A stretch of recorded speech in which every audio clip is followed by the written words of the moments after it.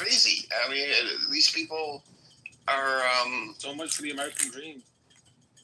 No, the American dream was middle class. The American dream was my parents when they came to the country in the late 70s.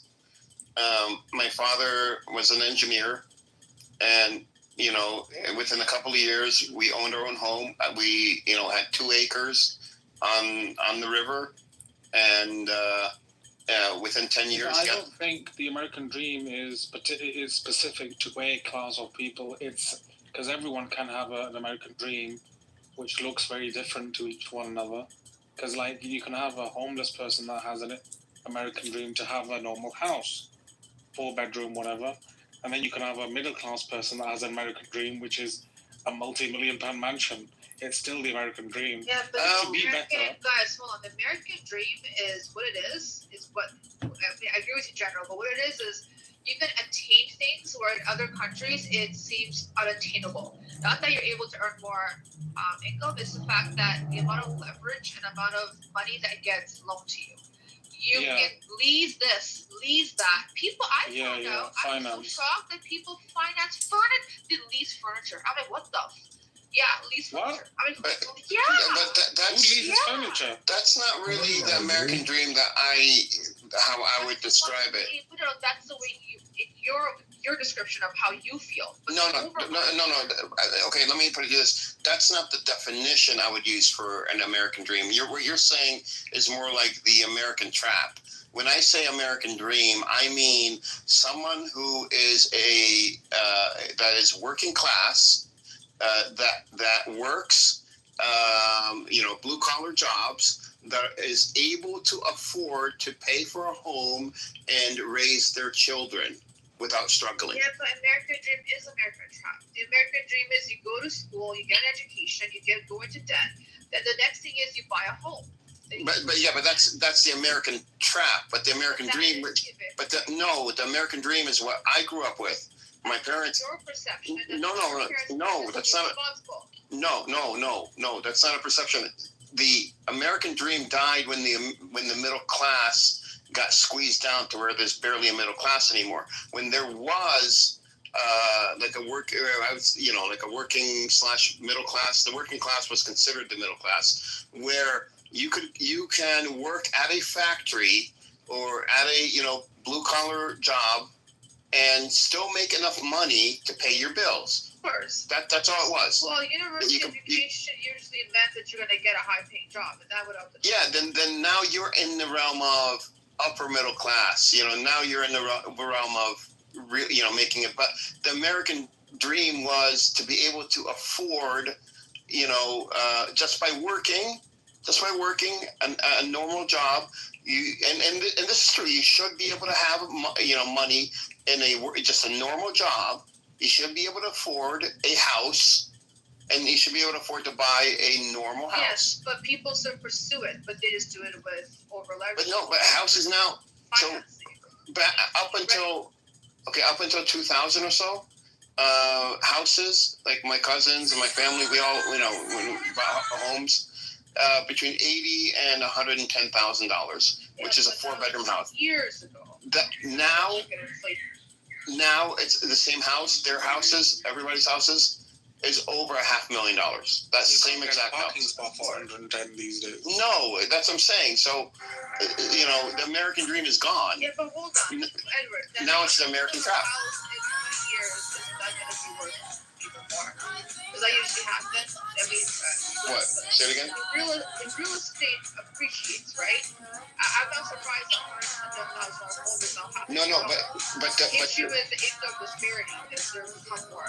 You're right, exactly. So Ace, right, real estate appreciates, right? So is your income is supposed to your income is supposed to keep up with that appreciation. Now here, and I don't know, where you've been in America, but like for example in Connecticut, here an average 4-bedroom house, in the suburbs, maybe a quarter of an acre of land, a 4-bedroom house. That's 60 or 70 years old is going to run you $400,000 to $600,000. That's still very. And the reason is because all the BlackRock and all these companies are literally buying up all these homes. Let me tell you. So right, Toronto to New York. Suburbs, let's see, Toronto area, right outside of the city. A 4-bedroom, half an acre, you're looking at over $1 billion in the suburbs. 1.5, 1.6. That's what it is. In Toronto. New York is even more expensive. Well, New York is expensive, but everybody from New York flooded into Connecticut over during COVID too, and that raised the prices. $400,000, $600,000 for somebody for the same thing in Canada, let's say the West Coast, or even California versus New York.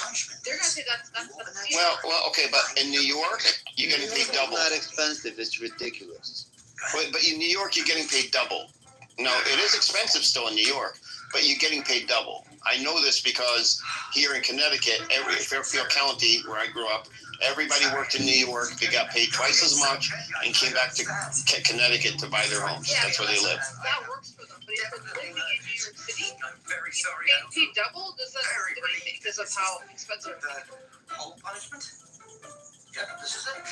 Yeah, same thing. It's not proportional. But same thing here in Connecticut.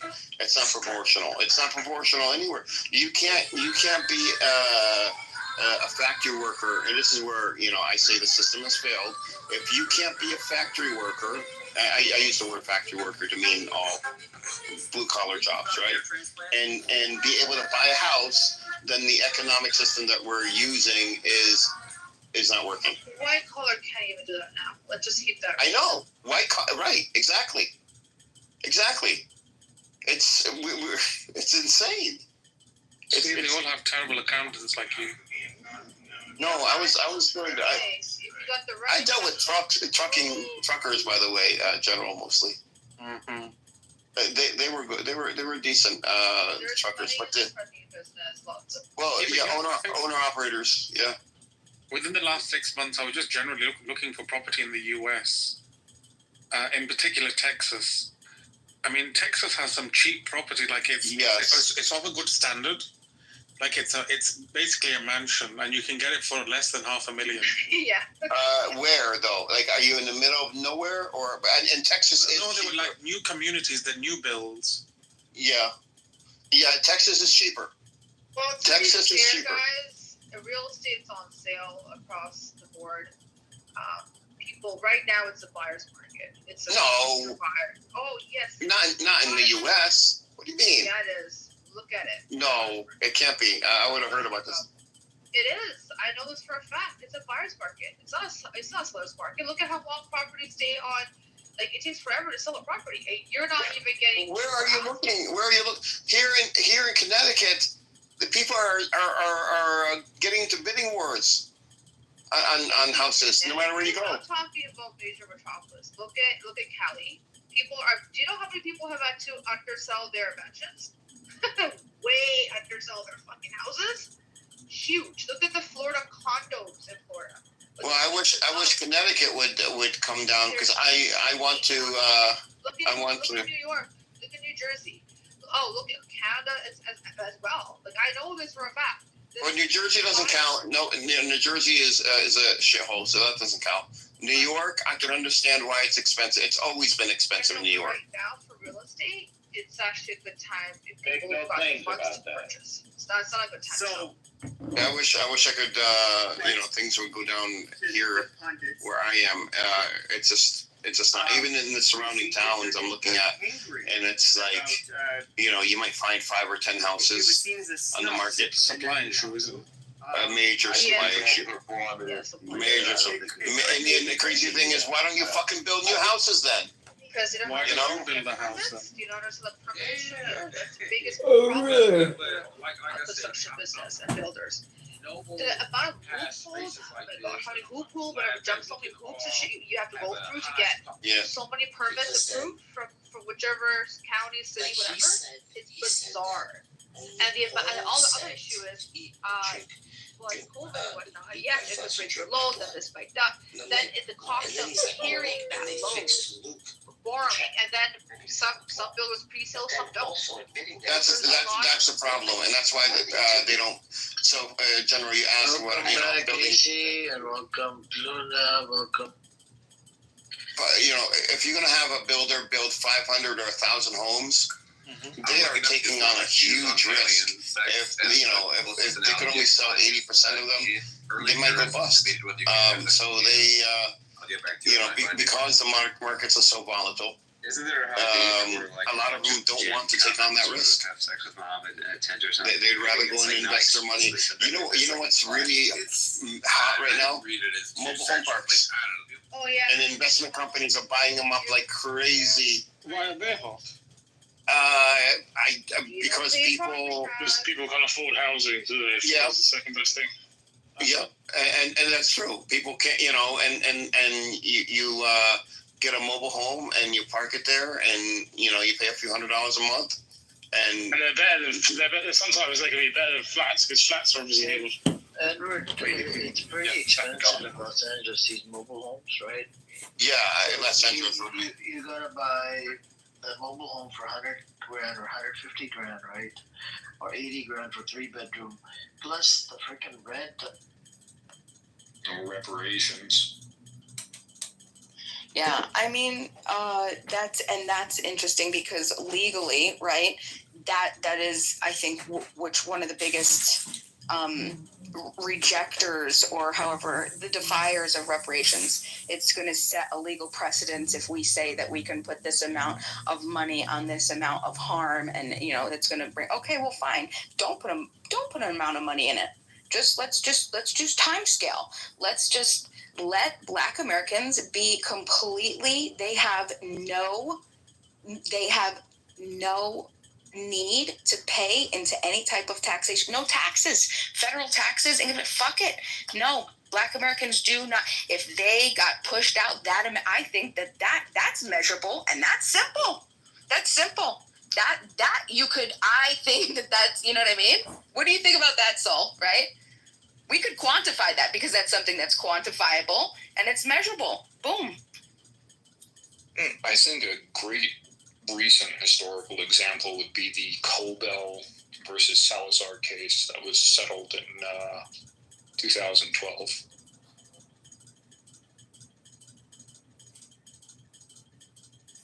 Do you want to elaborate? I'm not familiar with that. Go on.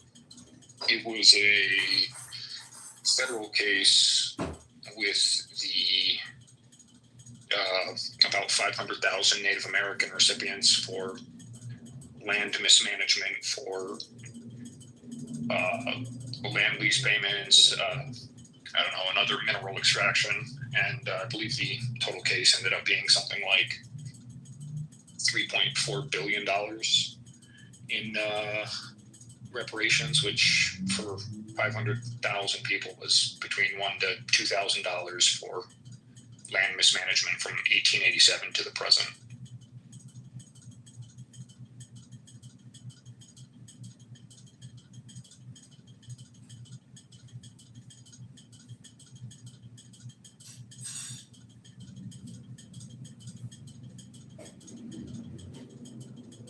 Kimmy, did you want to add anything to that? Oh no, I'm just really listening. Yeah, okay. Dominic and Jack Griffith, welcome to the stage. What's going on? I'm against reparations. So am I. Me too. All right, let's get it on. Yeah, to the person in the chat that said, hey, what about the Jews and the Japanese that got their reparations? Well, the Jews got their reparations from Germany, and that's Germany's business, how they settled that. The Japanese got reparations from the U.S., but it was the actual internees that got the reparations. And so in 1988, that was paid out at $20,000 per internee. So, if you could show me somebody that was a slave and show me somebody that was a slave owner, I think you'd have a really good case for reparations there. But since I wasn't a slave owner and you're not a slave, stay out of my Hey, I'm curious, Mojo, was that for false imprisonment? The American Japanese? Do you remember? I would I would say that it was for the fact that they were citizens and they were detained and not allowed due process. Yeah, okay. That's what I sort of recall. So Roger, you're only in support of the support of theft in your pockets when you're okay with it. Well, that's an interesting thing to say. It's totally took out of context what I said, but I don't know if that's a listening skill problem or Probably. if you just have. Well, this is my thing. Yeah. You said stay out of my pockets. So my point is, right? Yeah, stay out of my obviously pockets. Right. Reparations would be done through what, likely? Well, first of all, if there's Taxation is the answer. Taxation. So taxation, No, right? Hold Do you on. support taxation? That was my point. Jesus Christ. Okay. Have you taken your medication tonight? Because I am happy to have a conversation with a medicated B-Master, but an unmedicated one, I'm not ready. Our taxes go to bullshit anyways. That's a low blow, Roger. Do you want to respond them, or you just want to deflect? I don't even know what you said. You were busy speaking while I was speaking. So you said, stay out of my pockets. I'm against reparations. The idea is likely reparations Can are going you please just let him finish? Go ahead, You- Roger. He was literally letting her finish. Baby, go ahead. And pockets, we're not talking about you. I was gonna say, like, what the fuck is going on? Yeah, okay. Mojo doesn't want to get inside pockets as far as we're aware at this point. Beamer. Yeah, okay. Beamer. Damn. Wait, hold on to the person in the chat that said this conversation is taking a bad turn. Why is it taking a bad turn if there's people that are pro and anti-reparations? Why is that a bad turn? Because you're being rude when you're talking to people and calling people names. That's Who did I call a name? conversation. Who did I call a name? Roger, you fucking retard.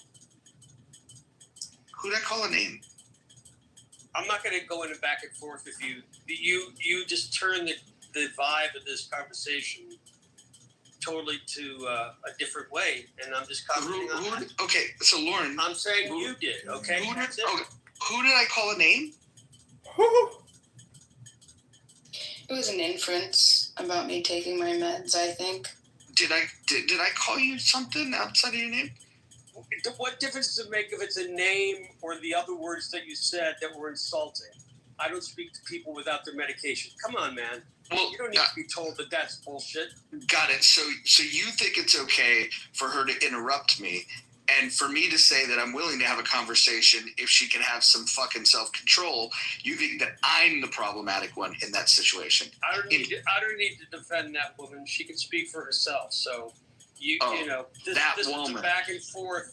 This is a back and forth platform. People sometimes interrupt, but they don't. Oh, you're correct. I have no idea what this platform is all about.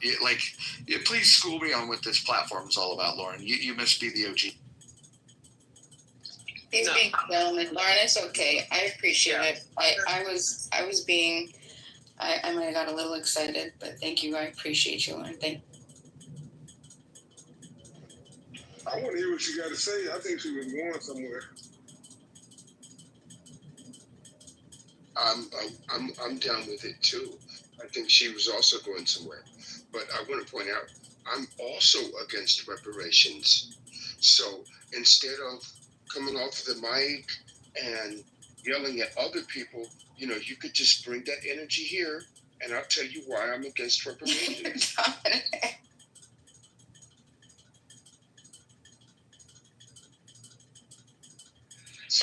wondered, when it comes to reparations, like when it comes to the justification of it, like why people do it, it's because of their ancestors that suffered. I always wondered that because when my mom passed away, I sued the fuck out of the doctor's office because they neglected a lot of things that came to her health. And of course, there was a settlement. They paid me for it. Of course, I got money. So wouldn't that be like the same thing? Your family suffered for some shit, so you're trying to get some compensation for it. I always thought that was, interesting that people will sue because their kid died somewhere, somehow, but getting reparations because your ancestors went through shit is different, so. So how far back can we go on this reparations thing? Can descendants of the Moors kindly give me some money for what they did to my people in Portugal? I mean, I think if you got a case, Roger, you better get that money, bro. Yeah, are there a bunch of those ancestors that are complaining with evidence that there's a lot of negative things that are happening in society and they're disproportionately being affected and they're asking for help? I think that would be, but obviously that's another deflection. Not a deflection at all. My people had blonde hair and blue eye until the Moors came through Portugal. And so, I think I have a legitimate grievance. The reason I don't complain about it, though, is because there's nothing that I could do about it. And there's nobody still living today that was part of that shenanigans that I would be able to file a suit against. This idea that we're supposed to file a grievance after the fact, it's fucking weird. Yo, you motherfuckers are just so foul that y'all don't want to see black people with nothing. Hold on. Why somebody would speak over me is fucking crazy. This is so crazy. Oh, okay. So you're anti-Portuguese. Great. What a big. It's funny how you guys don't want to hear other opinions. It's hilarious. I'll just go back on mute and I'll let you guys talk over each other. Fun. Yo, let's be real. Every single ethnicity on this earth has either been enslaved or has owned slaves. If Black Americans are to get reparations for slavery, what about the white people who died in the Civil War to end slavery? Shouldn't they also get reparations? And furthermore, where is this money coming from? It's coming from taxes. Who pays taxes? Me. So I have to pay you for work that you've never done? That's ridiculous. This whole idea of Dominic, hold on one second. I agree with you, but I want to take it to the extreme. I want to understand why we don't get a lawyer to represent the alligators and the crocodiles and say that the exploitation of dead dinosaurs in the form of oil, that there should be reparations paid to alligators and crocodiles. I think it's unjust. Another deflection. Yeah, all of it is deflection. When it comes to black people, you make mockery, but white people right now are benefiting from free labor all the way back. But you don't have a problem. I don't want to pay white people reparations. But you still getting. But why? I don't want to pay white people reparations either. So should Jews still be getting money? I don't want to pay white people reparations. But I just asked you a question. Should we still be sending money to Israel? I'm against foreign aid. That's moving. Hold on. No, Dominique, hold on. He asked me a question. Okay. I'm against foreign aid. So go.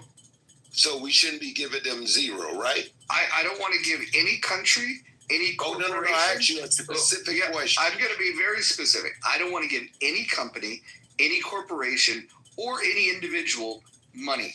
I don't think that I don't care what their grievance is unless it's something. If they're alive and the offender is alive, then take it into a court of law, fight your fight, and get your money. But if you're arguing how America was established, so you know. Yeah, I do know. You know how America was established. It was established by terrorists, and the terrorism that black people experience from white folks.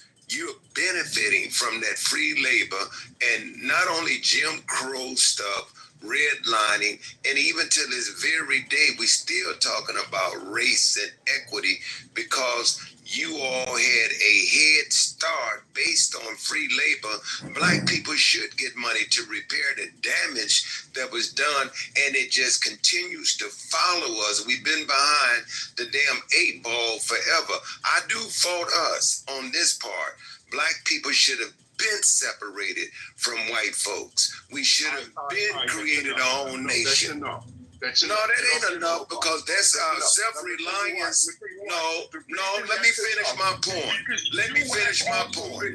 No, let me finish my point. No, black people should have been separated from white people to do for self. The Honorable Elijah Muhammad was right, Malcolm was right, Muhammad Ali was right, and Minister Farrakhan is right. Speaking. Go ahead, Greg. Yeah, we need to be self-reliant to do for self, not to be against anybody, but to spend time fixing, repairing what's wrong with us. Yeah, we got issues in our community. Yeah, we got problems like anybody else. But it does take a little help for us to do what we need to do for self. And then if we don't do that by then and for an extended amount of time, then you could say, hey, we've done enough for them. But we do need our own territory. We do need our own schools. We need our own banks. We need everything everybody else have. And then you'll see a whole different reality for black people. We did not benefit from integration, not at all. All right, that was all bullshit. I want 30 seconds. First of all of this, we need to leave the white man and all that. That's bullshit. You understand that all black Americans are mixed. You're all mixed. You got white people in your skin, inside of your blood. And yes, black people have benefited from slavery. This nation has the most black millionaires, the most black billionaires, and the highest standard of living of any black person on the planet Earth is in the United States of America. We live in better than Africans. So all of this whole we need to do for self, man, get the fuck out of here. You understand? Y'all have been saying that bullshit for 100 years. Nobody's preventing you from doing for self. Go do for self. I will land there. And guess what? What you just said was absolutely insane. See, when you have a slave mentality, I don't know who you are. And what do you... Hold on, Greg, stop right there. Hold on. And I'm not trying to disrespect you. But Dominique, you didn't hear Greg come off the mic hooting and hollering and screaming at you. Allow him to make his point. He gave you the respect of being able to say what you needed to say from start to finish. Didn't come off his mic once. So allow the man to speak. That's it. You don't have to agree with him. Just allow him to speak. That's all I'm saying. Go ahead, Greg. All I can tell you is that it is a formula that has worked in real time.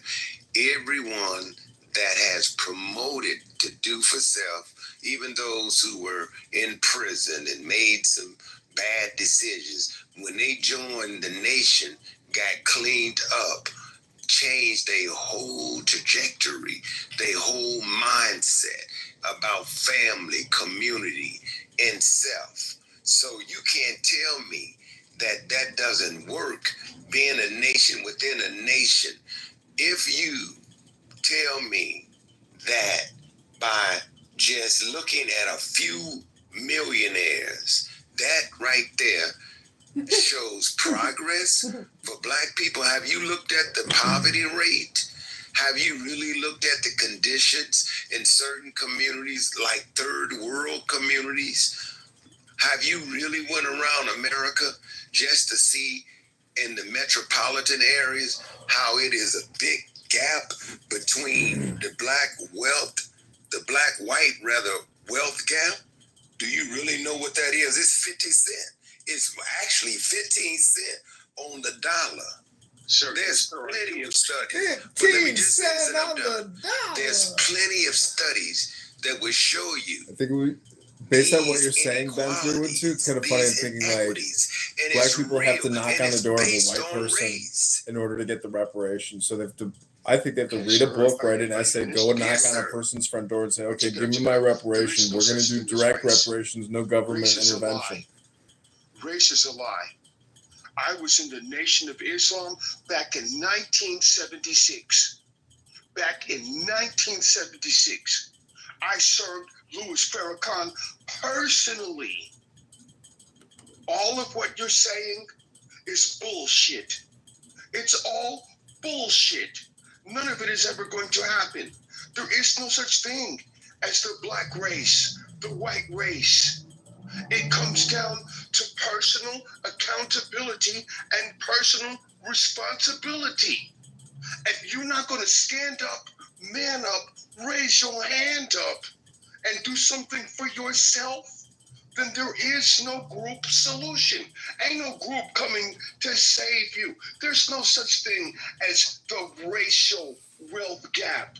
There's the wealth gap between people who have money and people who do not. There is no group solution. You, sir, need to stop spreading that bullshit. I will land there.